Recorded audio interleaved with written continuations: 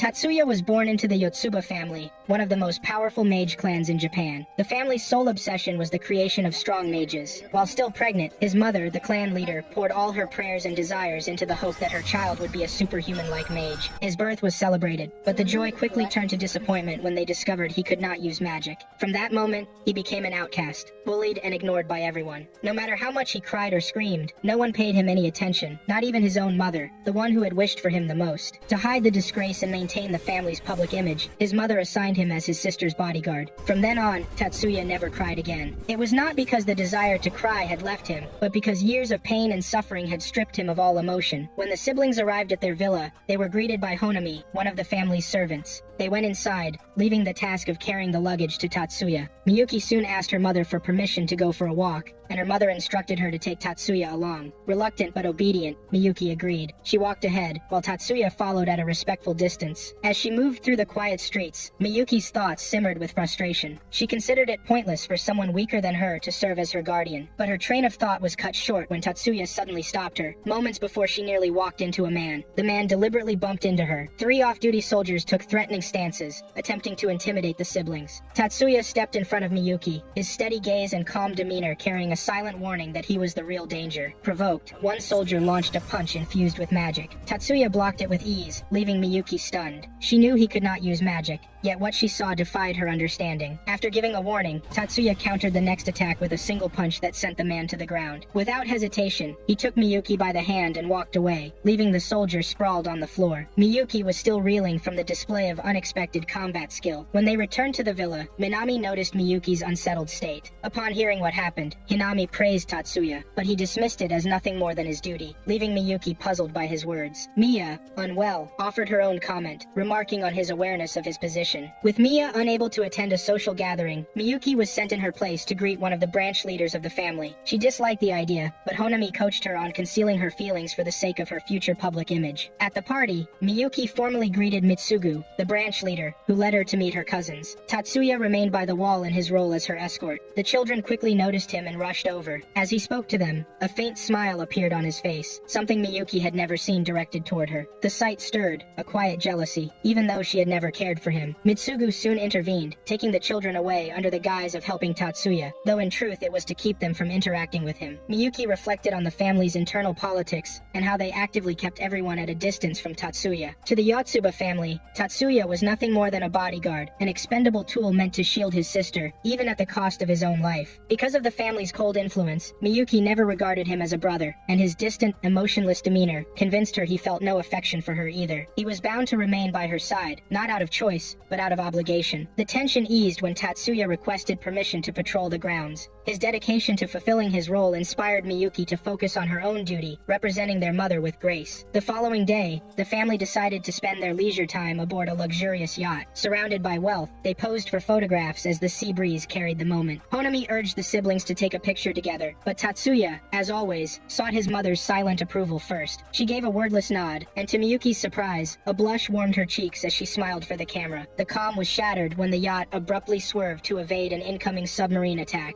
Miyuki and Honami swiftly drew their cads, the devices that allowed them to cast magic, preparing to defend the vessel. When Miyuki glanced at Tatsuya, she noticed his empty hands. He carried no device, a reminder of what she believed was his uselessness as a mage. 2 dark shapes streaked through the water beneath them, torpedoes. Panic set in. None of their spells could counter such a threat. Then, without warning, Tatsuya raised his hand toward the incoming weapons. In an instant, the torpedoes were dismantled, reduced to harmless fragments. Miyuki's eyes widened in disbelief. He had no CAD, yet he had just performed advanced magic in a fraction of a second. Her heartbeat quickened. For the first time, she began to wonder who her brother truly was and how she might grow closer to him. That evening, Kazama, captain of the nearby military base, arrived at the villa to take a statement regarding the attack. As the siblings escorted him out, they encountered the soldier Tatsuya had knocked down days earlier. Recognizing him, Kazama compelled the soldier to apologize. Tatsuya accepted only after Miyuki's subtle nod signaled her approval. Intrigued, Kazama extended an invitation for Tatsuya to visit his base. The next day, their mother, preparing to attend a women-only event, encouraged Tatsuya to go, seeing it as a valuable opportunity. Miyuki requested to join, explaining that she wished to better understand the skills of her assigned bodyguard. Their mother agreed to let them both visit the base, but reminded commanded them to behave like siblings in public, instructing Tatsuya to address Miyuki by her name, rather than as Miss. Upon arrival, they were greeted by Sanada, who led them to a training area where the troops were practicing basic magic without devices under Kazama's supervision. The training soon shifted to sparring matches, and Kazama invited Tatsuya to participate. Tatsuya's first opponent was a national boxing champion. The match began with a rapid barrage of punches, yet Tatsuya evaded them with ease and ended the fight with a single precise strike. His next challenger was a karate black belt, and Kazama instructed him to go all out despite facing someone so young. As the soldier advanced, Sanada observed that Tatsuya was approaching the match as if it were real combat, keeping his distance in case of hidden weapons. The fight ended with Tatsuya countering the attack and flipping the soldier to the ground. Watching a young teenager defeat fully trained soldiers stirred the unit's pride, and Kazama called for a final match. Joseph, the same soldier Tatsuya had defeated on the first day, volunteered, eager to redeem himself. Kazama confirmed Joseph's skill, and Tatsuya agreed to the bout, despite Miyuki's unease. This time, the match would allow the use of magic. Miyuki protested, but Tatsuya dismissed her concern, noting that magic was essential for a magician. Tatsuya used his agility to create distance before casting a stunning spell, taking Joseph down. The match concluded when Tatsuya unleashed Gram Demolition, disabling Joseph's magic entirely and securing victory. The technique, an S-ranked spell capable of destroying enemy magic, left everyone astonished. After the sparring, Kazama invited the siblings for tea to discuss the technique, while Sanada offered to show Tatsuya the CADs he was working on. The devices caught Tatsuya's interest, and in the days that followed, Miyuki noticed him working tirelessly in his room on CADs, though she could not understand the reason. The calm was abruptly broken by the blare of air raid sirens. An announcement reported that a patrol boat had been attacked off the coast, and the island was under missile fire. Citizens were urged to evacuate. Tatsuya appeared to inform them that Kazama had offered shelter at the base. At that moment, the phone rang. Honami relayed that it was Miya's sister, advising them to take refuge at the base and to have Tatsuya's limiter removed. Miya agreed and instructed Tatsuya to request transportation from Kazama. Upon arrival at the base, Joseph guided them to a break room, where they waited with another family until the shelter was ready. Miya and Honami both sensed that something was wrong, but the group of four waited in silence until the sound of gunfire reached them. Tatsuya attempted to use magic to scout the area, only to find the room shielded, blocking his view of the outside. Miya ordered him to investigate, but he hesitated, worried about what might happen to Miyuki in his absence. His words triggered Miya's fury when she realized he had referred to his sister by name, as if they were equals. Her temper flared, and she reminded him sharply of his status as nothing more than a bodyguard, forcing an apology from him. To ensure obedience, she used magic to compel him to follow her command. Outside, Tatsuya found himself in the middle of a gunfight between the base personnel and enemy forces, aided by traitors. Inside, a soldier named Kinjo entered with 3 comrades, assuring the civilians that he would lead them to safety. Honami informed him that one member of their group had stepped out to assess the situation, while Miya suggested that the soldiers take the other family first. Honami briefly thought this was concern for her son, but Miya clarified that she simply did not trust those men. Before the situation could change, Joseph appeared and called out to Kinjo, who opened fire without warning. Honami immediately raised a barrier to protect Miya and Miyuki, but one of the traitors unleashed a magic suppression spell, cutting off their ability to fight. Joseph and Kinjo exchanged heated words, and when Joseph struck a nerve, the suppression weakened. Miyuki seized the opportunity, eliminating the caster and freeing everyone from its effects. Kinjo's rage was instant, and he turned his gun on the 3, cutting them down. Moments later, Tatsuya burst through the wall, using the CAD he had been working on to disintegrate all 4 traitorous soldiers. His gaze fell on Miyuki lying lifeless in a pool of blood, and panic overtook him. Dropping to his knees, he called her name and placed a hand on her chest, but she did not respond. She was dead. Refusing to accept it, he shouted that he would not let her die, and began casting a unique magic spell. In her unconscious mind, Miyuki found herself alone in a ruined, frozen city. She heard Tatsuya's voice calling to her, and sorrow filled her as she regretted the way she had treated him all her life. She wished for a chance to apologize, but believed it was too late. As she collapsed, a wave of magic washed over her, repairing her wounds and restoring her body to its state before she had been shot. She opened her eyes, realizing it was Tatsuya's magic, and marveled at its power. When her recovery was complete, Tatsuya embraced her in relief. She returned the hug, unwilling to let him go as he rose to protect the others. Her attention shifted to their mother's motionless form, riddled with bullet wounds. For the first time, she addressed him as brother with sincerity. He healed and revived both Miya and Honami, and and as they regained consciousness, the base doctor moved to examine Mia's condition. Kazama offered an apology for the actions of the traitors, but Tatsuya demanded an explanation. Kazama revealed that the other family had been the intended target, and his family had been taken as collateral. He then outlined the situation. The enemy now controlled the waters surrounding the island, and land troops had landed along the shoreline near the village. Realizing the situation, Tatsuya requested that his family be placed in the most secure location available. He also asked for armor and equipment, preparing to confront the enemy directly. When Kazama questioned his reason, Tatsuya explained that it was revenge for the death of his sister. Kazama made it clear that he would not permit the killing of non-combatants or those who surrendered, but Tatsuya's eyes turned cold, as he promised the enemy would have no chance to yield. With that, Kazama agreed to deploy him alongside the unit. As Tatsuya moved to leave, Miyuki clung to him, urging him not to go. He told her he had to. They had harmed the only thing that mattered to him. The choice of words caught her attention, but he only told her she was old enough for their mother to explain. Confident in his power, he assured her there was no one capable of defeating him. From their safe position, the family watched as Tatsuya fought alongside the military against the invaders. Honami described the scene as a living nightmare enemy. Soldiers were disintegrated by his magic, and whenever his allies were struck down, he revived them without hesitation. Disturbed and curious, Miyuki turned to her mother for an explanation. Mia chastised her for calling him brother before revealing the truth. Tatsuya had been born a defective magician. In the Yotsuba clan, true magic meant altering information to create a specific spell. Tatsuya's ability, however, was limited to destroying and restoring information on an overwhelming scale. Multiple locks were placed on his power to prevent him from taking revenge or destroying the clan. His brain could not alter magic information, so Mia conducted numerous experiments to force it to change, stripping him of all emotions, except one, his deep bond with Miyuki. When all attempts failed, Mia decided to use his defective power and that unwavering attachment, binding him to the role of her bodyguard. The revelation brought Miyuki to tears. Turning back to the screen, she wondered how she could ever repay him for all he had done. As the battle neared its end, 6 ships broke away from the enemy fleet, attempting to flee. The soldiers prepared to intercept, but the base commander ordered them to stand down. Only Sanada, Kazama, and Tatsuya remained. In Tatsuya's hands was a massive sniper-type CAD of his own design. Seeing it, Honami requested permission to deploy and support him.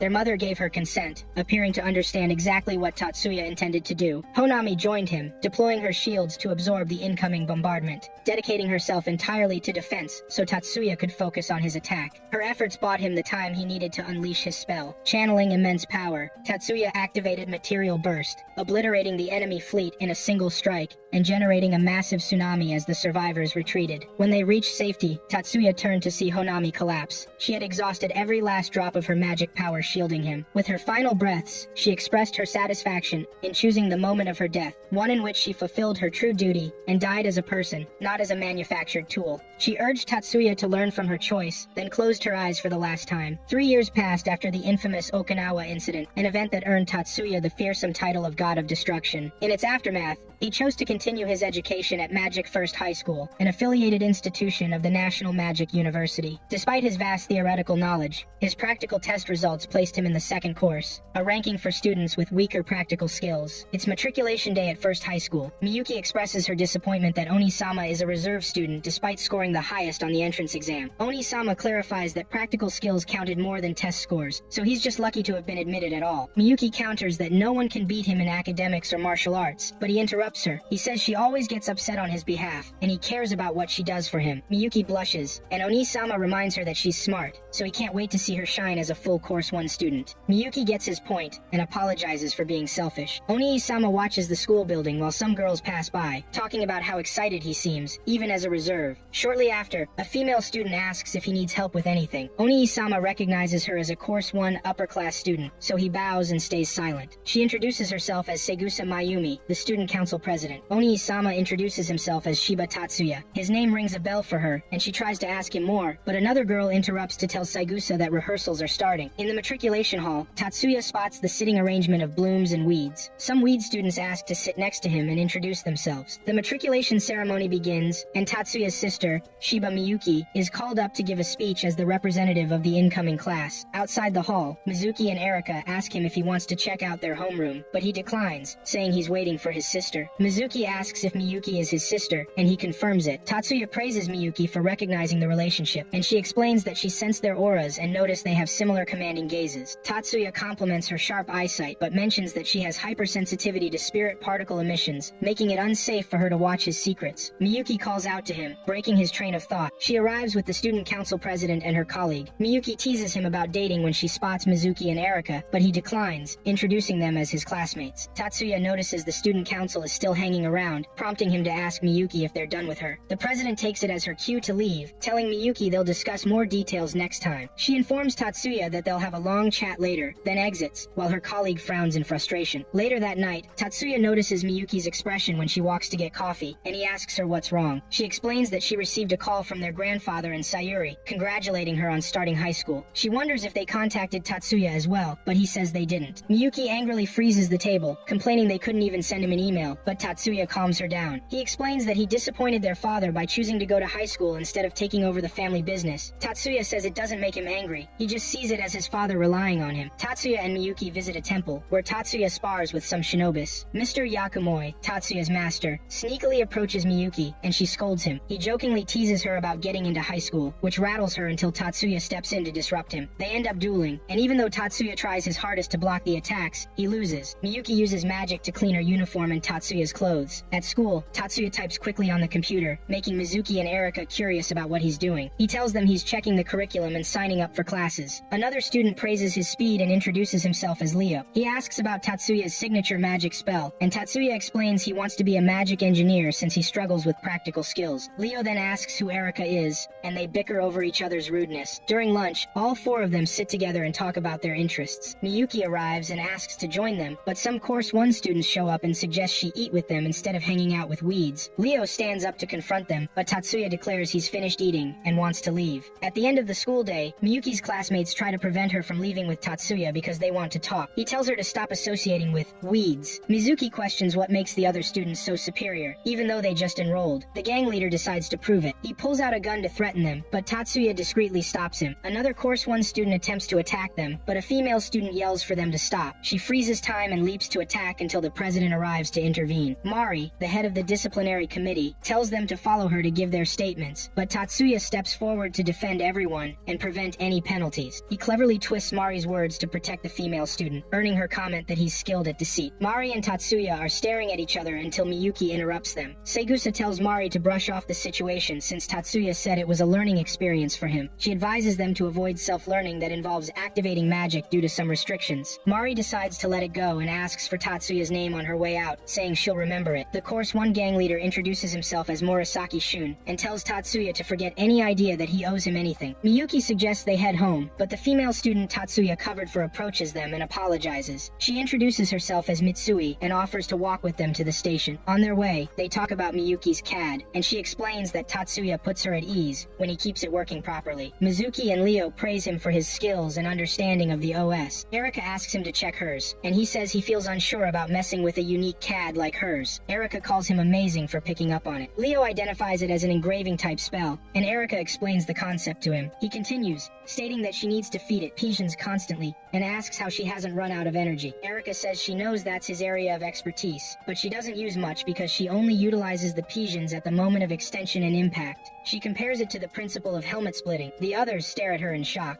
and Miyuki explains that helmet splitting is a technique classified under secret skills or arcane arts, which means it's not just about having a lot of pigeons. The next day at school, Segusa calls out to Tatsuya and invites them for a chat during lunch, which they agree to. Miyuki and Tatsuya arrive at the student council room. The president introduces the student council members: Mari, the disciplinary committee chair, Ichihara, the treasurer, and Azusa, the secretary. After lunch, Segusa gets straight to the point, explaining that the student council president is elected while other candidates are chosen and dismissed by the president. She mentions they always appoint a first-year representative to the student council and asks Miyuki if she would accept the position. Miyuki looks to Tatsuya for his opinion, and he signals her to accept. Miyuki stands up and agrees to their position, but asks if her brother can join the student council as well since he's talented. Ichihara tells her there's a rule about student council officials being chosen from Course 1 students, meaning the entire student body would have to vote for a change if they want to accept him. Miyuki sadly apologizes for being forward. Segusa confirms Miyuki's acceptance and says Azusa will explain her duties in detail. Mari interrupts to tell Segusa about a vacant spot in the disciplinary committee, suggesting that a Course 2 student taking the spot wouldn't break the rules. Segusa agrees and instantly nominates Tatsuya for the position. Tatsuya tries to decline, saying he doesn't know what the duties entail and feels he should have a say. Ichihara points out that neither does Miyuki, but she accepted. Segusa brushes this off and explains to Tatsuya that the disciplinary committee is in charge of maintaining order at school. Tatsuya again tries to avoid the role, saying he's a Course 2 student and not skilled enough to stop others from using magic during conflicts, but Mari insists she'll handle them with her strength. She suggests they continue the discussion after school. During training, Tatsuya tells his classmates about the invite, and Erika warns that it's dangerous. Tatsuya tests his speed and realizes he's too slow. Miyuki and Tatsuya walk into the student council office. The vice president, Hattori, passes by Tatsuya, introduces himself to Miyuki, and welcomes her to the council. Segusa says it's time to get started, and Mari asks Tatsuya to follow her to the disciplinary committee headquarters so he can observe and learn. Hanzo interrupts, disagreeing with Tatsuya's appointment to the committee, because no weed has ever been appointed. Mari scolds him for labeling a student as a weed in front of her. Hattori further comments that being on the disciplinary committee requires practical skills, but someone like him can't handle it since they're inferior. Mari explains that Tatsuya has the eyes and mind to read activation sequences directly, allowing him to accurately predict spells to be activated. Hattori doesn't believe he has that skill. Mari states that she appointed him because she wants her committee to avoid discrimination between the two courses. Hattori expresses his disapproval to the president, but Miyuki interrupts him. She states that Tatsuya cannot be defeated in battle, but Hattori tells her she shouldn't let her judgment be clouded by nepotism as an aspiring magician. Miyuki insists her judgment is clear, but Tatsuya stops her. He challenges Hattori to a simulated battle to prove his sister right. Everyone is surprised, and Hattori accepts the challenge, saying he will show Tatsuya his place. On the way, Miyuki apologizes to Tatsuya for getting him into trouble, but Tatsuya reassures her. He reminds her that she gets angry for him. He suggests she say something more suitable for the moment, and she wishes him good luck. Tatsuya arrives at the practice room and sets up his CAD in the shape of a gun. He explains to Mari that he doesn't have the processing ability to master a general CAD. Hattori laughs at him and comes up with a plan to defeat him. Mari sets the rules, and the battle begins. But to everyone's shock, Tatsuya defeats Hattori immediately. Mari kicks things off by asking Tatsuya if he used a self-acceleration spell, but Tatsuya says no, explaining that it was just a genuine physical technique. Miyuki jumps in, proudly saying her brother is practicing ninjutsu from the notorious Yakumo Kokonoe, which surprises everyone. Segusa wonders if the spell he used in the attack was ninjutsu, since it looked like he was releasing Sion waves. Tatsuya confirms this, and explains how Hattori ended up knocked out. Ichihara analyzes his techniques and questions how his technical score on the entrance exam could be so low despite his high processing speed. Azusa checks his CAD and realizes it's a silver horn made by a mysterious genius magician, and she gets all excited about it. Ichihara runs the numbers and wonders what exactly Tatsuya has accomplished. He clarifies that, in this school, multivariable evaluations don't focus on processing speed, calculation scale, or interference intensity. Hattori regains consciousness and elaborates that in the practical exam, magic skill scores depend on spell invocation speed, the complexity of the magic sequence, and strength in target data rewriting. He points out that tests often don't reflect a person's true abilities. Hattori approaches Miyuki and apologizes for his comment about nepotism, and she apologizes back for being out of line. Mari reminds Tatsuya about their plan to visit the disciplinary committee headquarters. Once there, Mari apologizes for the messy boardroom. Tatsuya offers to clean it up, saying as an aspiring magic engineer, he can't stand the place. Mari questions why he wants to be an engineer given his combat skills, but Tatsuya explains that at his level, he can't expect more than a level C license no matter what he does. Mari reminds him why she recruited him, but Tatsuya believes that the upper-class students in Course 2 might not appreciate being overseen by a level 1 student. Mari insists he would handle the first-year students better. They shouldn't have any biases since they just started. Tatsuya admits he's not so sure because someone told him, "I'm never going to acknowledge you." When Mari asks if he means Murasaki, he nods. She informs him he'll be joining the committee under a faculty recommendation, which flusters Tatsuya, prompting Mari to tease him. Two students walk in to tell Mari they've finished the day's patrol, and there were no arrests. They notice Tatsuya, and she introduces him as a Class 1E student. One of them corrects her that the proper term is Course 2 student. Mari playfully warns them to be careful if they don't want to get beaten. She shares the news about Hattori's defeat, and they're surprised since no student has ever beaten him before. They gladly welcome Tatsuya to their team. Mari expresses her frustration with the school's silly labeling of blooms and weeds, but thankfully, both students get her vibe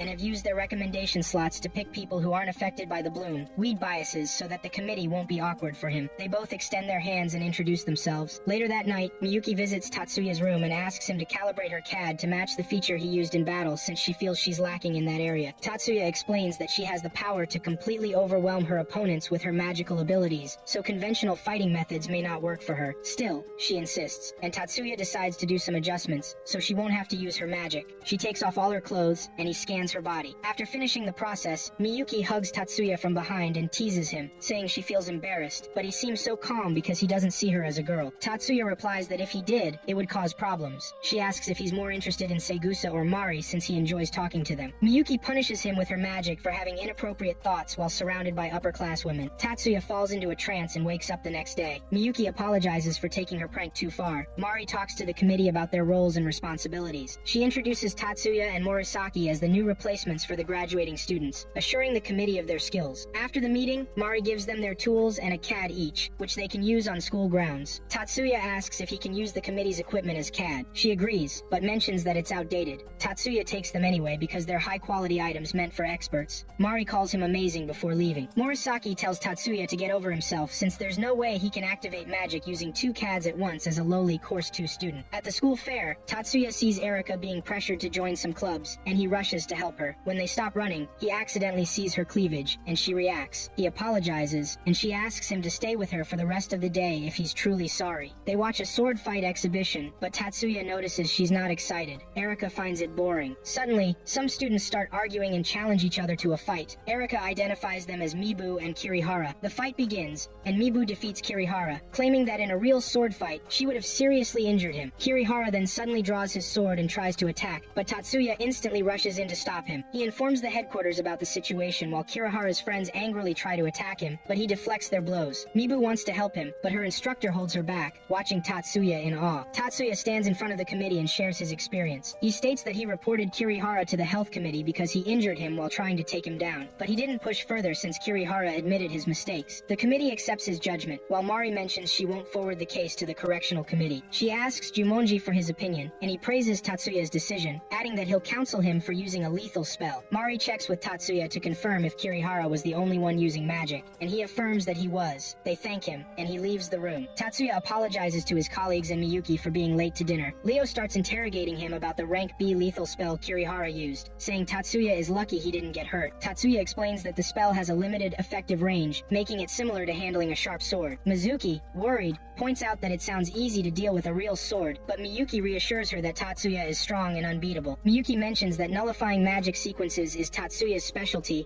and questions if he used cast jamming. He admits he can't compete with her. She playfully says she can see right through him. Their colleagues joke that they seem like a couple because of their interactions. Leo asks about cast jamming, and Erika explains he needs an antinite to activate it. Mizuki wonders how he got it since it's pricey. Tatsuya clarifies that it's not just about the cost. Civilians aren't allowed to own it because it's a military resource. He reveals that he applied the theories of cast jamming to specific magic jamming. Erika asks if he created a new type of magic, but he explains that he discovered the technique using his 2 CAD zone CAD jamming the other while launching a magic sequence. Leo questions why it has to stay confidential since he patented it. Tatsuya explains that the technique isn't perfected yet, and the real issue is that magic can be blocked without antinite. Erika elaborates that if an easily obtainable technique for nullifying magic spells were to spread, it would shake society to its core. Tatsuya adds he can't publicize it until a method to counter antinite is found. Miyuki points out he's overthinking it, as not everyone can read their opponent's activation sequence during launch like he can. While patrolling the school grounds, Tatsuya gets a message about a brawl in the gymnasium and rushes to handle it, but gets ambushed by a disguised male student. In class, Leo asks if Tatsuya still has a committee meeting, but Tatsuya declines, saying he's off duty. Leo mentions he's been the focal point of recruitment efforts, with students calling him the mysterious first year who defeated the magic club regulars without using magic. Miyuki arrives, and they leave together. Mibu approaches and suggests they hang out so she can thank him properly, but Tatsuya says he'll join her in 15 minutes. Miyuki heads back to the student council room, and Tatsuya bids her goodbye. Miyuki expresses her concerns about people swarming around him for selfish reasons once they discover his strength, but he reassures her he won't be reckless enough to fall for traps. Tatsuya arrives at the cafe, and Mibu thanks him again for his help, but Tatsuya downplays it, saying he just did his job. Mibu points out that the situation was resolved peacefully because he defused the brawl without anyone getting hurt. Tatsuya asks why she wants to see him, and she explains that she wants him to join the kendo team. Tatsuya declines but asks for her reasons for recruiting him. Mibu explains there's discrimination in school against non-magic users, so they formed a team for them, aiming to present their argument to school management. Tatsuya mocks her understanding and questions what she plans to do after the argument. In the student council room, Mari asks Tatsuya if he verbally abused Mibu at the cafe because she heard reports that Mibu was blushing around him. Miyuki, filled with anger, questions what Tatsuya did. He calms her down and clarifies that he didn't verbally abuse Mibu. Mibu. Instead, he learned that the disciplinary committee has earned the students' resentment. Mari points out that Mibu is wrong about them gaining points, as the committee is an honorary position that's not subject to evaluation. Segusa adds that the committee has significant power in the school, making some people perceive them as misusing their authority, but someone has been manipulating that view among the students. Tatsuya asks who it is, but Mari says they'd have stopped the person if they knew. Tatsuya explains that he's actually asking who is behind the manipulation. He uses the Anti-Magic International Political Organization, Blanche, as an example. Tatsuya and Saigusa discuss the hostile organization towards magic, and she says he shouldn't blame her because the school is a national institution where the government is restricting and hiding things. Mari asks what Tatsuya plans to do about Mibu, and he says he's the one waiting for her answer. Tatsuya goes to the counselor's office for a counseling experiment to test the student's psychological abilities. As he's leaving, the counselor asks if Mibu really asked him out, but he tells her it's a baseless rumor. Mibu tells her captain that she doesn't want people to reject her non-magical side since she's a Course 2 student. He replies that all Course 2 students feel the same, but they need Tatsuya's powers no matter what. Later that night, Tatsuya shows Miyuki a clip of Blanche, the political group he mentioned earlier. They chat about their secret activities and how they've been acting like terrorists behind the scenes in their school. They have a long discussion about it, and he concludes by saying that Miyuki has found friendship in Mizuki and Erika, but he won't let anyone ruin the life they've built. Tatsuya finally finishes his practical skills training quicker than usual after his third attempt. Mizuki records a compilation time of 940 milliseconds for him, and mentions that it's surprising he struggles so much with practical skills. He reminds her of his constant complaints about being incompetent, and she says she thought he was just being humble. Tatsuya tells her they wouldn't be classmates if he were average at practical skills. Mizuki admits that he would seem too perfect and hard to approach if he had good practical skills. Mizuki asks if he feels bitter about being labeled a no-skill student despite having special talents, and he doesn't seem bothered. He dismisses her questions, thinking they're not far from the truth about him being unskilled. Mizuki analyzes his skill set, and he praises her keen eyesight. He admits that for basic single-system spells, he can invoke them faster by honing his skills directly, but this method only works for spells that don't require many processes, and since he maxes out at just 5 processes, that's the best he can do. Mizuki thinks 5 processes will be more than enough for combat, but he clarifies that he's not studying magic for combat but to develop energy, needing multiple process spells activated by sequences. That's why he can accept being judged fairly for his lesser processing skills. Mizuki expresses how impressed she is with his choice. She says she'll follow his lead and set her goal to use magic anew, not just to become a magician. She excitedly rambles about achieving her goals until Erika snaps her back to reality. She apologizes for the outburst, while Tatsuya muses that he was forced to become a magician even though he can't use magic, and it feels like a curse. Tatsuya meets with Mibu, who responds to his question. She shares that she wants the school to improve how they're treated, especially regarding classes. Tatsuya asks if she wants changes to the facilities, but she says she doesn't mean that much. He wonders if it's about club activities, but he knows the Kenjutsu and Kendo teams have equal space allocations. Mibu asks if he's not unhappy because of his responses, and he admits that he is, but he's not interested in any changes since his expectations for the educational facility aren't high. Tatsuya says as long as he can read unpublished documents available only at Magic University affiliated schools and gets his diploma from a magic school, he's satisfied. He adds that discrimination comes from the students, not the school, so he doesn't share the same views as her. He stands up and walks away, leaving her feeling helpless. During class, the students listen to an interception from the broadcasting room by the Kendo team. They're looking for a chance to negotiate with the student council and the Extracurricular Activities Federation about the ongoing discrimination in the school. Miyuki and Tatsuya arrive at the broadcasting room to find the other council members waiting by the door. Mari reports that they've cut their connection, so they can't broadcast, but they lock themselves inside with the master key. Tatsuya points out it's a crime, and Ichihara adds that's why they should handle it discreetly. Tatsuya asks Chairman Jumanji for his opinion, and he expresses a desire to negotiate, although their illegal act cannot go unpunished. Tatsuya calls Mibu to let her know that the student council wants to negotiate and guarantees her freedom. After the call, he tells them he got her contact because she asked to meet up, and he didn't realize it would come in handy. He instructs them to get ready to take the others into custody. Mari reminds him of his promise to guarantee their freedom, but Tatsuya clarifies that he only assured Mibu. The council arrests Mibu's friends, and she almost hits Tatsuya, accusing him of betraying her. Just then, the chairman steps in and explains that they will listen to their demands, but the others still committed a punishable offense. Segusa arrives and tells them to release everyone because they can't negotiate with just Mibu since the others are students too. She informs them that the school handed the issue over to the student council. She asks Mibu to join her to discuss the negotiation of their coalition. The next day at school, Miyuki and Tatsuya approach the president to ask about the outcome of the negotiations. Segusa explains that they want equality between the course 1 and 2 students, but they don't have any strategic plans. They want the student council to take action, so she has decided to hold an open forum the next day. Tatsuya worries that it's too soon, and questions who will represent the council. Saigusa nominates herself, saying she's good at logical arguments, but if the students win in the debate, she'll have to consider their demands. News of the open forum spreads quickly among the Course 2 classes. Tatsuya spots a student pressuring Mizuki to make a decision and intervenes. He recognizes the guy as the one who ambushed him earlier. Tatsuya tells him to back off since Mizuki isn't interested in what he's offering. As he steps away, Mizuki explains that the student is Tsukasa Kinoe, the captain of the Kendo team. She mentions that he wants her to join a team for people with her skills, but she has declined, and he keeps pushing. Later that night, Miyuki and Tatsuya visit their master, who shares the history of Tsukasa Kino. He mentions that Tsukasa comes from an ordinary home, and his hypersensitive eyes are inherited from his grandfather. Miyuki asks how he's connected to Blanche, and Mr. Yakumo explains that Tsukasa's older stepbrother is the leader of the Japan Blanche branch, and he placed Kinoe in first high school for a reason. During the open forum, students express their frustrations, and Segusa addresses everyone. She captures their attention with her speech, and promises to work on achieving equality, especially within the student council. They all applaud her, but suddenly an explosion rocks the hall. Members of Blanche infiltrate the school, and the student council steps in to protect the students while Miyuki and Tatsuya go to check out the practice room that exploded. Leo holds off Blanche until Miyuki arrives and defeats them with magic. Tatsuya tells them they're terrorists, which means they can fight back without holding back since they aren't students. He asks if there are more of them, and Mizono, their counselor, shows up to inform them that Blanche's target is the library, meaning attacking them is just a diversion. She mentions that the main force is in, and Mibu is with them too. Tatsuya asks her to explain everything later, and she asks him for a favor. She wants him to give Mibu a chance because she has been struggling mentally, but the job was too much for her to handle as a counselor, so Mibu ended up in their trap. Tatsuya thinks she's being too easy on Mibu, and he angrily tells Miyuki to come with him. Leo calls him a bit callous, but Tatsuya insists he won't be the only one getting hurt due to misplaced sympathy. Tatsuya takes off, and they follow him. On their way, Leo fights off the terrorists with his voice-activated spell. He blocks their attacks with his CAD, and Erika wonders how it hasn't broken. Tatsuya explains he has a fortifying spell on the CAD, so it can't break no matter how hard he hits it. When they arrive at the library, Tatsuya uses his activation sequence detection skills to locate the terrorists. Erika praises him for having skills that will keep them from getting ambushed. She jumps out to attack the terrorists at the entrance, while Miyuki and Tatsuya fly off to the special room where the terrorists are trying to steal the Magic University's secret materials. Mibu, who is with them, questions why they need cutting-edge magic research when their goal is to fight against discrimination. The terrorists gain access, but the door swings open in an instant. Miyuki and Tatsuya enter the room,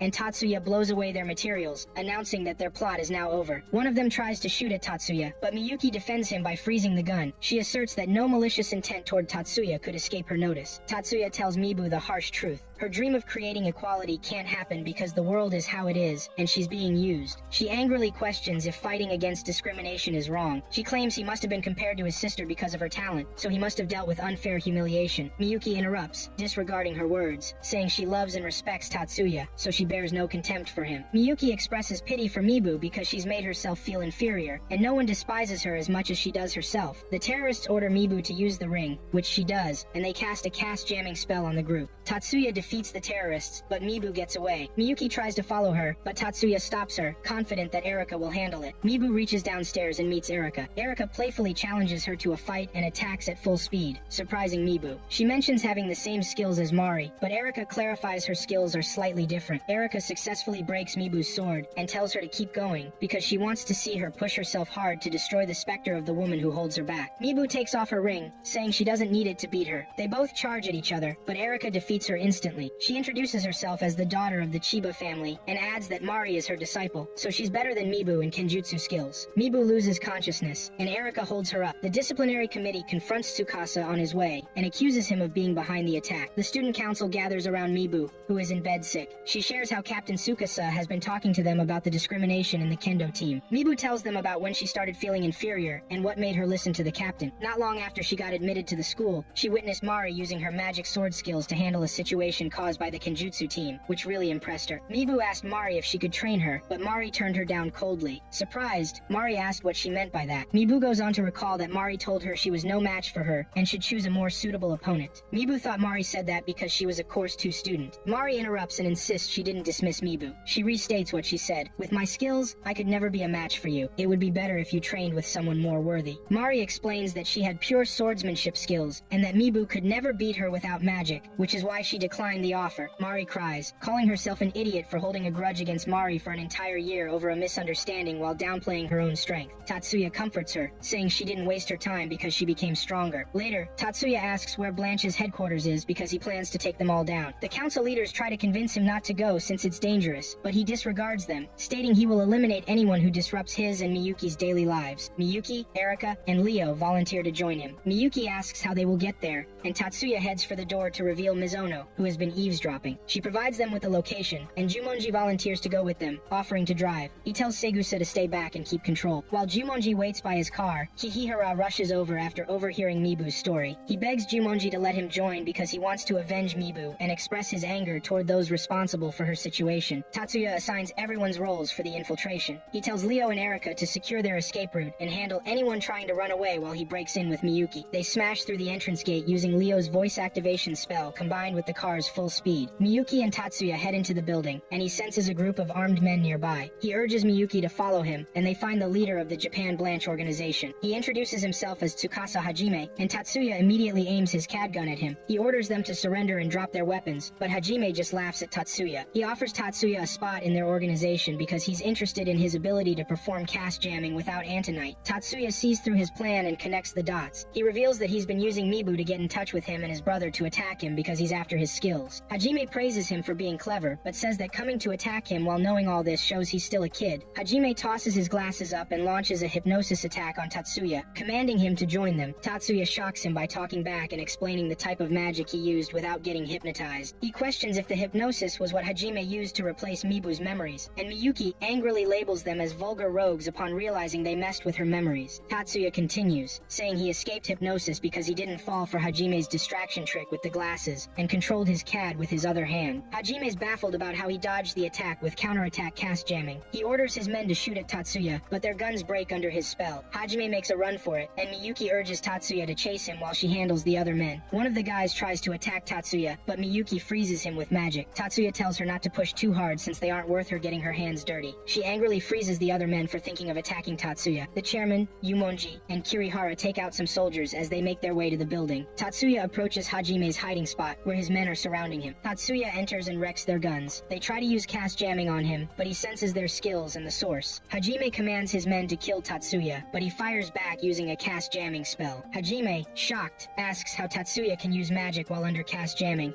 and tries to escape, but the door bursts open, and Kirihara walks in. Tatsuya tells Kirihara that Hajime is the leader of the Japan Blanche branch, and angrily cuts his arm off for tricking Mibu. Private security arrives to clear out the building, while Erika complains that they didn't get a chance to fight. Miyuki runs up to Tatsuya and asks if he's okay, which he confirms. She tries to explain how she froze the men out of anger, but he reassures her it's fine. Tatsuya visits Mibu in the infirmary, informing her that she'll be hospitalized for a bit, along with Tsukasa, since they were both victims of hypnosis, to prevent their memories from being swayed again. He assures her that they won't face charges because the school has decided to keep the case under wraps. He asks her to let him know when she's being discharged so he can celebrate with her. Outside the room, he spots a man, Mr. Hayama, who's returning to the Yotsuba family to report on the situation. Hayama asks the head of the family if the situation should stay as is, and the lady replies that as long as Tatsuya is doing his duties as Miyuki's guardian, they'll let them be. Miyuki, Erika, and Tatsuya visit Mibu on her discharge day, and Tatsuya is surprised to see her so happy with Kirihara. Erika mentions that Kirihara visits her every day, which has brought them closer. They approach Mibu and exchange pleasantries. Mibu's father calls Tatsuya aside and thanks him for saving his daughter. Tatsuya humbly responds that he didn't do much. He just pushed her away without thinking, while Chiba and his sister helped her regain her dignity. Mibu's father explains that he knew his daughter couldn't use magic, but he didn't realize she was having a hard time because of it. He shares that Mibu told him Tatsuya's words about not wasting her years saved her, so he insists on thanking him. Tatsuya declines the gratitude again, and Mibu's father mentions that Hazama said Tatsuya is very humble. Tatsuya is surprised they know each other. Mibu's father says they were comrades and assures him he won't tell anyone what he heard about him. Tatsuya returns to his colleagues, and Mibu asks what he discussed with her father. Tatsuya explains that her father is a friend of someone who helped him when he was younger. Erika jokes about their strong connections and wonders why Mibu stopped pursuing Tatsuya for Kirihara. Mibu explains she truly fell in love with Tatsuya, but he was too strong for her to keep up with, while Kirihara was willing to walk at her pace. Tatsuya joins in teasing about Kirihara and leaves with Miyuki. She asks if he's heading back to school, and he confirms that he is. She wonders if it's hard for him to go to school just for her sake,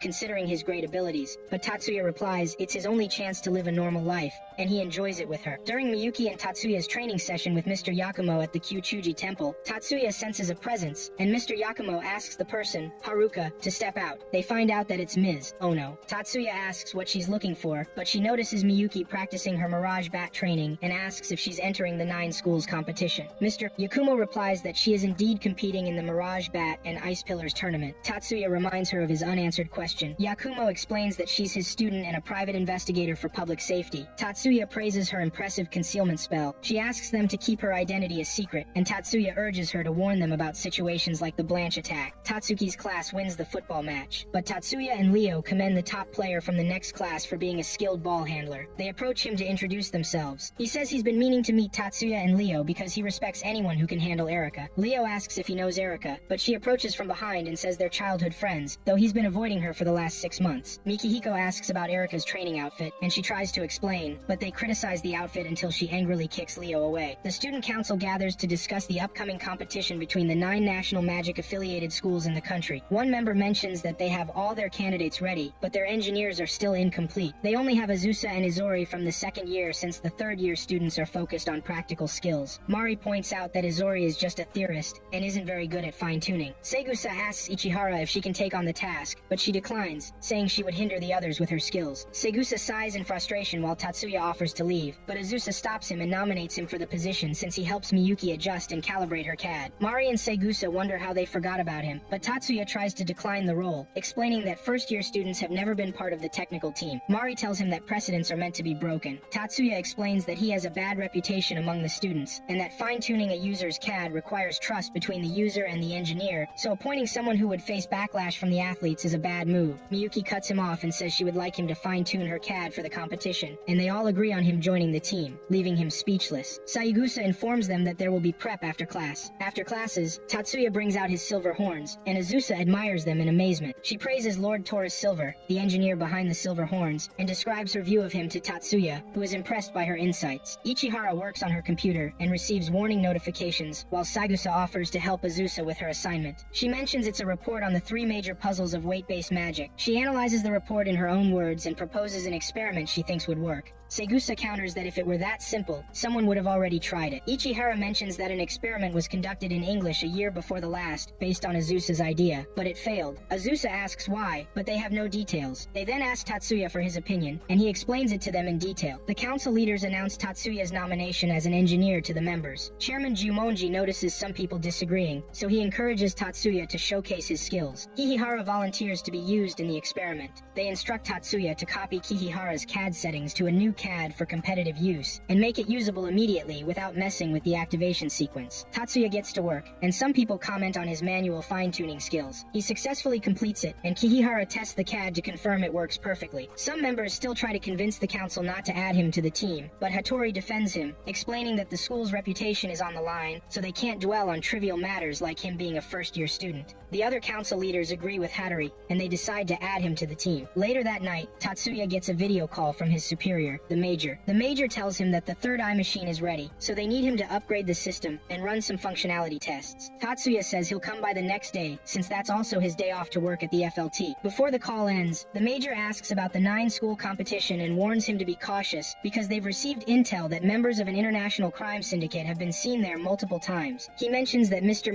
Mibu's father, provided the information after transferring to the Cabinet Information Management Agency post-military, and he now oversees the International Crime Unit. The Major says he'll reach out when he has more updates. While in his room, Miyuki drops by with a cup of coffee, wearing her Mirage Bat costume. He compliments her outfit and shows her the flying spell he finished. She praises his talent, and he encourages her to test the CAD before he takes it to FLT. Miyuki tests the flying spell and confirms that everything is working perfectly. Tatsuya watches her fondly as she flies around with it. Tatsuya visits the FLT Development Center with Miyuki, where the staff warmly welcomes him, referring to him as the young master. He asks for Chief Ushiyama, who steps forward. Tatsuya greets him modestly, but the chief insists they are all his subordinates, so he should stop being so humble or risk setting a bad example. He tells Tatsuya it's an honor for everyone to work under him as Mr. Silver. However, Tatsuya points out that there would be no Taurus Silver without him, Mr. Taurus, the head of the facility. The loop cast system for the silver horns wouldn't have been possible without his technical skills. Chief Ushiyama brushes off the praise and says it's time to get to business. Tatsuya presents the prototype of the flying device, and the chief is amazed. Tatsuya explains the concept, and the chief asks one of the staff how many models they have available. The staff replies they have 10, but the chief commands him to bring all they have, stating they're dealing with a flying spell that could change modern magic history. The staff tests the flying device, confirming it can accelerate both vertically and horizontally. The technical team verifies its features and control system, detecting everything is in perfect working order, so they celebrate the successful development. After the test, the testers return tired, and Tatsuya realizes that the continuous processing of the activation sequence would be too stressful for them. Chief Ushiyama explains that compared to him and Miyuki, an average magician has only a small amount of pigeons at their disposal. Tatsuya suggests they need to improve the efficiency of the CAD's automatic absorption scheme, and Chief Ushiyama proposes to handle it on his end if he gets the necessary hardware for processing. As they're leaving, Miyuki spots her father and the Yoshiba family's butler, Mr. Aoki. He greets Miyuki alone, but she reminds him that she's not alone, insisting he acknowledge Tatsuya. Mr. Aoki says Tatsuya is just an ordinary bodyguard, claiming he has no reason to respect him as the Yoshiba family's butler. Miyuki reminds him that Tatsuya is her brother. Aoki argues that everyone wants her to be the successor to the family title, putting her on a different level than him. Tatsuya interrupts and accuses him of making serious claims. He questions whether his aunt has named a successor, to which Mr. Aoki declines. Tatsuya interprets this as Mr. Place, Artuek, the Tenzers, Aoki trying to plant doubts in the mind of a succession candidate, suggesting he's being disruptive. The two continue exchanging words until Mr. Aoki calls Tatsuya a heartless bogus magician. Tatsuya counters that the heartless bogus magician label was created by his mother, the elder sister of the current head of the Yotsuba family and the former head, so calling him bogus insults them. Shiba tells him to stop speaking ill of his mother, even if his hatred for her is justified. Tatsuya leaves, stating he doesn't hate his mother because he lacks a heart for hatred. While in class, Tatsuya's classmates congratulate him on being elected as an engineer. At the launch ceremony, Segusa officially announces the athletes and engineers. When Tatsuya's name is called, Miyuki hands him the competition tag as his classmates cheer for him. Tatsuya introduces his engineering skills to the female athletes, but some show no interest in his help and begin to argue among themselves. He sighs and suggests they start the meeting. During the training session, Mizuki sneaks a look at the athletes, but her attention shifts when she sees a magic explosion from one of the school buildings. She walks down the hallway and peeks into the pharmaceutical experiment room to find Mikihiko practicing magic. Mikihiko notices her presence, and the water spirits turn toward Mizuki, but Tatsuya intervenes and stops it. He calms Mikihiko, saying Mizuki disrupted the spellcaster's focus. Mikihiko apologizes for his inexperience and thanks Tatsuya for saving her. Tatsuya assesses Mikihiko's magic and calls it ancient magic. Mikihiko admits he was practicing his summoning magic with a water spirit. Tatsuya asks Mizuki what she saw, and she describes orbs of light in different shades of blue. Mikihiko gazes at her eyes in amazement, but Tatsuya interrupts them, prompting Mikihiko to apologize. He thinks Mizuki has crystal eyes and wants to see them up close. Mikihiko explains the concept of crystal eyes to Tatsuya, concluding that Mizuki has them. Tatsuya remarks that she's the kind of person who would make someone like him sell their soul to get close. Mikihiko agrees, saying that a year ago, he would have been captivated and would fight hard to keep her by his side, but he no longer feels that way. He adds that doesn't mean he's going to share his discovery with other spellcasters,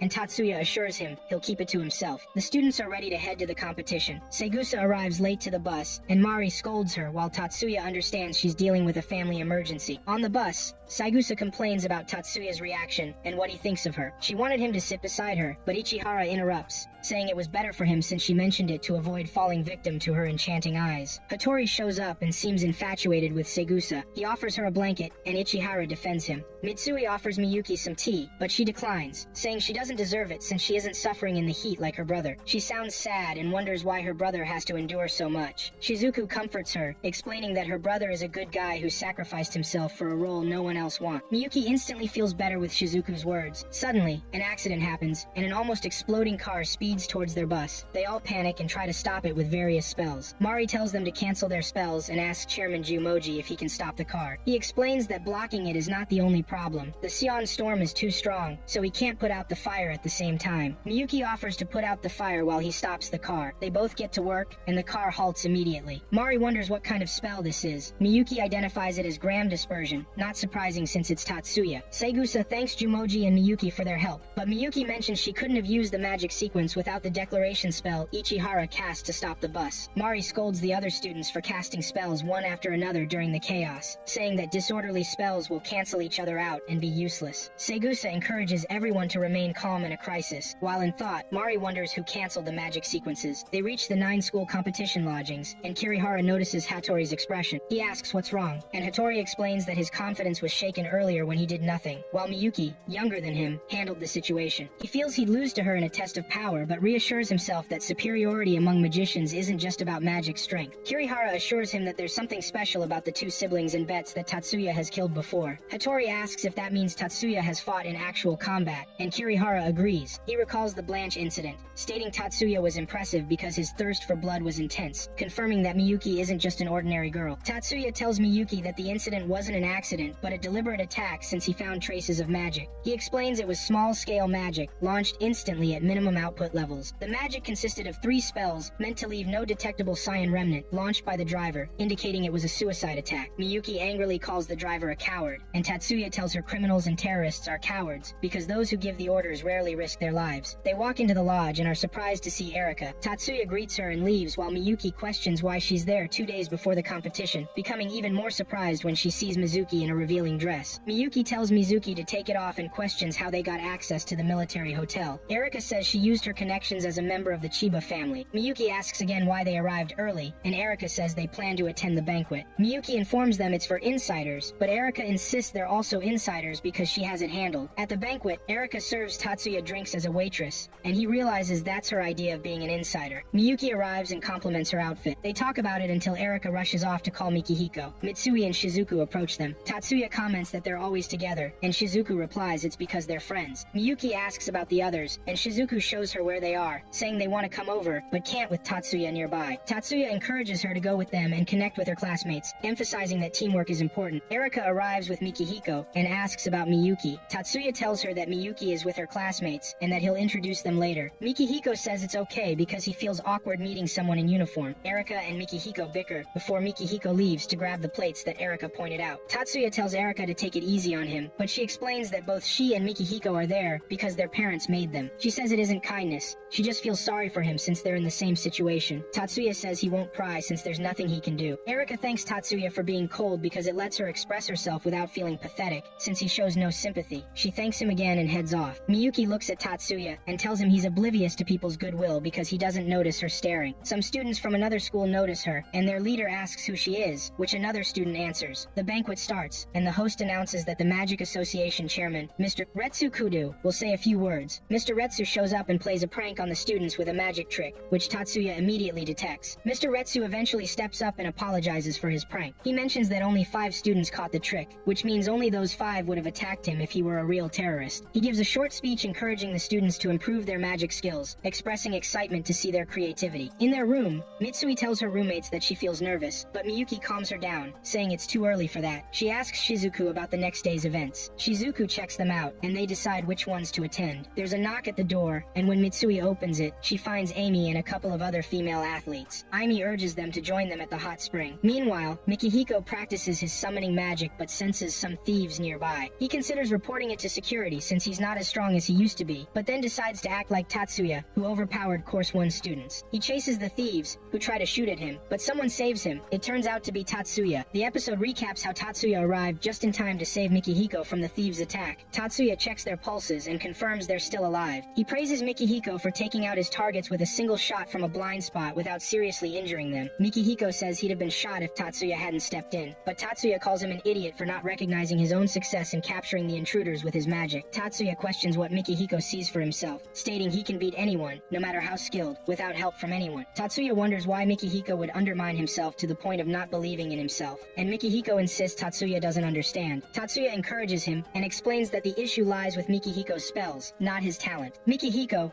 frustrated, asks how Tatsuya can say his legendary family spell is faulty when he's only seen him practice a few times. Tatsuya clarifies that he can read activation sequences and analyze magic sequences. Mikihiko struggles to believe this, and Tatsuya admits he can't force him. Tatsuya tells him to call security while he keeps watch over the intruders. As Mikihiko heads out, the Major arrives and notices Tatsuya's feelings for Mikihiko. The Major points out that it's unusual for someone indifferent to others, and wonders if Mikihiko resonates with Tatsuya because he shares similar struggles. Tatsuya tells him he's moved moved past those struggles, to which the major notes that his words show he remembers what that feels like. The competition kicks off, and the commentator announces that the official matches will last 5 days, while the rookie competition will go for 10 days. Tatsuya asks Mitsui if she's ready for the competition, and she affirms, mentioning she's been working on her physique. Miyuki chimes in that she now has muscles, leaving Mitsui embarrassed, stating she doesn't want to become a macho woman. Tatsuya laughs at her comment, making her feel shy, but Shizuku says Tatsuya is laughing because of the way she phrased it. Mitsui expresses feeling left out since Tatsuya will be with them during their competition. Tatsuya reassures her he trained with her and will help fine-tune her for the Mirage board match, but Mitsui remains unimpressed. The waterboard competition starts, with Mari representing the first high schools. She stands confidently on her board as the race begins. Tatsuya analyzes her magic usage and discerns she's combining about 3 spells, making it hard for her opponents to compete. Tatsuya calls her a strategist, while Erika remarks that she's not a nice person. The commentator declares that the winner is obvious based on the distance between the athletes. Tatsuya visits Major Kazama's office, where he spots other officials. They urge him to sit, but he insists on standing. One of the officials explains he wasn't invited as their special officer and strategic class magician, but as a friend, worried they'd be lost if he continued standing. Tatsuya agrees to sit with them. Major Hazama informs him that the intruders from the previous night belong to the No-Head Dragons, the international crime syndicate he mentioned. Tatsuya asks if they're targeting the 9 schools competition, but the major is unsure. The lady serving tea asks how Tatsuya was present during the attack. He explains he sensed their presence while walking after fine-tuning the CAD for the matches. Major Hazama wonders if Tatsuya's teammates know about his silver identity, but Tatsuya says he's kept that conversation under wraps since it's confidential. They discuss the possibility of him joining the competition, but the major says it's a bad idea because casting top-secret military-grade magic in a public tournament isn't wise. Tatsuya assures him it's rare for an engineer like him to participate in a tournament. Tatsuya returns to the competition arena, where the next match is happening in the speed shooting qualifiers venue. He comments on how crowded the arena is, and Miyuki mentions it's because Segusa is competing. He asks about Mikihiko, and Erika tells him he's resting in the lodge because he feels sick. The competition starts, and Segusa shoots flawlessly, winning her opponent with a perfect score, while her school supporters cheer for her. Later that night, the ladies celebrate their victories in the matches. Segusa mentions that Hattori managed to win his match despite having issues with his CAD. She realizes that the CAD needs proper calibration, and they wonder who can help him since his engineers will be busy the next day. She suggests asking Tatsuya, since he's free the next day and the day after, and urges Miyuki to pass the message to him. Miyuki tells Tatsuya about the request. He agrees to help but shares his concerns about her walking back to the hotel alone at night. He offers to walk her back, leaving the CAD he's programming behind because she's more important to him. She says she feels the same way. In the next match, Segusa sees Tatsuya fine-tuning her CAD. She tells him she's counting on him and asks for his help with her stretching exercise. She says she feels like his younger brother because he doesn't seem flustered around her. Tatsuya says he wants to check out other athletes, but Izumi, the second engineer, shows up and tells him she'll take care of them so he can watch Segusa's match. As expected, Segusa wins again. Some athletes, including Tatsuya, gather to watch Kanan's performance, confirming that the females are in the lead. While returning to their tent, Ichihara informs him that the results of the men's crowd ball weren't what they expected, so they're calculating projections on how to win the overall title. Tatsuya agrees, saying they need to win 4 out of the remaining 6 matches to take the overall title. Later that night, Miyuki visits Tatsuya's room with their friends. Erika notices the weaponized integrated CAD on his table. Miyuki asks if that was the toy he was playing with when she visited before, and he confirms it. He shows it to Leo and suggests he gives it a try. Leo and Tatsuya test the new weapon at the combat training ground behind the lodge. Leo holds the blade, slicing through the air with a section floating up. Tatsuya confirms the test, and Leo praises him for doing a great job since the fortifying magic works even when physically disconnected. Tatsuya explains the concept and tells Leo he will be doing a live test. He brings out some pellets for Leo. Leo performs the test and swings the sword smoothly. The semi-final battle board competition kicks off, with Mari representing the first high school as usual. While sliding, she notices her opponent speeding uncontrollably. Mari tries to slow her down, but her board sinks, and they both crash to the floor. Mari wakes up in the hospital with Segusa sitting by her side. Segusa reassures her that she's okay mentally, but informs her she won't be able to participate in the Mirage Bat competition because she broke her ribs and needs a week for them to heal. Mari asks how the race went, and Segusa explains that 3rd and 9th high schools will compete in the finals, while 7th high got disqualified for reckless fighting. Segusa adds that the 7th high candidate didn't get hurt badly, thanks to Mari's help. Mari looks unimpressed because she got injured, but Segusa notes that, according to Tatsuya, the candidate would have been seriously hurt without Mari's assistance. Mari wonders why Tatsuya's name keeps coming up. Segusa explains that he was the one who saved her, noticed her fractured ribs, instructed the paramedics, and carried her to the hospital. Mari blushes in embarrassment, realizing she should thank him later. Segusa asks if a third party using magic hindered her because they believe the reason she lost her balance while trying to save her opponent was due to an illegal spell cast by someone that disrupted the water's surface. Mari Mari remembers feeling an unnatural swaying before her board sank and confirms it. Segusa mentions that Tatsuya plans to borrow the videos from the tournament staff to analyze the water surface fluctuations. Tatsuya and his friends watch the videos, and Kei suspects the attack came from an operative hiding underwater. He mentions that, according to Tatsuya's analysis, the force affecting the water's surface originated from the water itself. Mizuki and Mikihiko arrive, and Tatsuya introduces them,